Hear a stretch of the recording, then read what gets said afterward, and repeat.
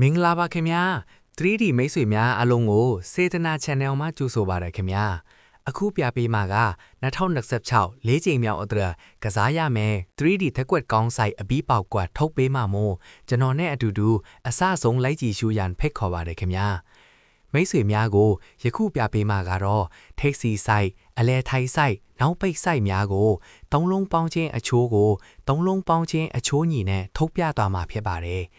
ဒီ site အမူအရာထုတ်ပြမှုများကိုဒီတစ် site ချင်းစီတေချာကြည့်ရှုပေးဖို့ကျွန်တော်အနေနဲ့မြတ်တာရက်ခံပါတယ်။တာမတာညင်ဘဲ site မူဒီကျွန်တော်တို့ကဏ္ဍတစ်လုံးဖြစ်နိုင်ပုံမဖြစ်နိုင်ပုံကိုမိတ်ဆွေများအနေနဲ့ဝေဖန်ပိုင်ချနိုင်မှာဖြစ်ပါတယ်။ပထမဦးဆုံး taxi site အញ្ញံပြပေးသွားမှာဖြစ်ပါတယ်။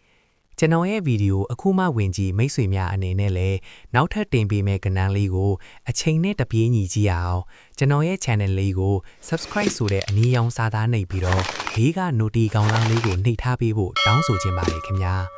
VPN လေးခံပြီးတော့ကြည့်ကြဖို့လည်းတောင်းဆိုပါတယ်ခင်ဗျာကဲဟုတ်ပြီကဏ္ဍယူတဲ့ပုံစံလေးတစ်ချက်ကြည့်လိုက်ရအောင်နော်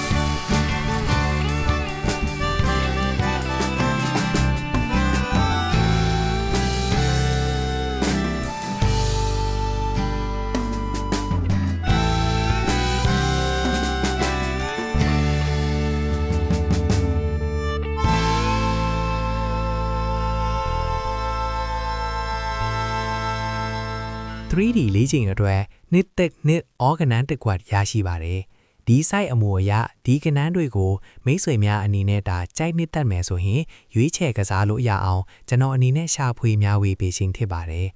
ကျွန်တော်ဗီဒီယိုကြည့်ရှုများအားလို့၄ချိန်မြောက်မှာ 3D ပေါက်တီးရရှိကြပါစေလို့ဆုတောင်းပေးလိုက်ပါတယ်ခင်ဗျာ